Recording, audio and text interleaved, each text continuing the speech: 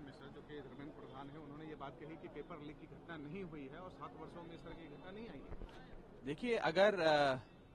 माननीय मंत्री जी ने इस प्रकार का कोई बयान दिया है कि पेपर लीक हुआ ही नहीं है और इस प्रकार की घटनाएं भारत देश में नहीं घट रही हैं, तो मुझे लगता है इससे ज्यादा दुर्भाग्यपूर्ण और चिंताजनक बयान हो नहीं सकता। आज इस देश के लाखों बच्चे और लाखों बच्चों का भविष्य अंधकार की कागार पे खड़ा है, क्योंकि पेपर लीक होने की वजह से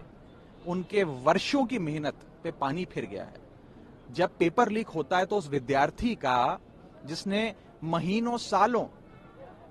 दिन रात परिश्रम करके पढ़ाई कर कर उस एक दिन की तैयारी करता है अपना भविष्य बनाने के लिए, उसका मन नहीं टूटता, वो इंसान टूट जाता, केवल मनोबल नहीं टूटता, उसका शरीर, मन, तन, धन।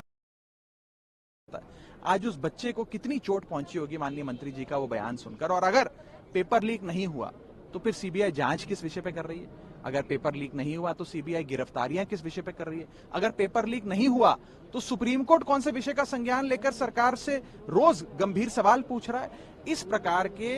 असंवेदनशील बयान देना, मुझे लगता है कि उन बच्चों के, उन विद्यार्थियों के जिनके भविष्य पर पानी फेरने का सरकार ने काम किया, उनके जख्म को हरा करने, उनके जख्म पे नमक छिड़कने का काम है। इस बयान का हम खंडन करते हैं और खास तौर पे राज्यसभा में अपने वक्तव्य देते हुए मैंने और हमारी पार्टी ने बड़ी मुस्तैदी से इस बात को कहा था कि इस देश में 2 आईपीएल चल रहे हैं। एक होता है इंडियन प्रीमियर लीग, जो गेंद और बल्ले का खेल होता है, और दूसरा है इंडियन पेपर लीग, जिसके चलते पिछले 10 से 15 सालों में हमने देखा इस देश में राज्य का कोई पेपर हो या केंद्र स्तर का कोई पेपर हो, लगातार पेपर लीक होते गए आए हैं, जिससे लोगों का, बच्चों का और सच्चे ईमानदार मेहनत करने वाले बच्चों का भविष्य अंधकार की ओर जा रहा है। इस सरकार को गंभीरता से लेते हुए इसके खिलाफ सख्त कानून बनाना चाहिए और इस विषय को पहले स्वीकार करते हुए उसकी समाधान की ओर बढ़ना चाहिए। इस प्रकार के असंवेदनशील बयान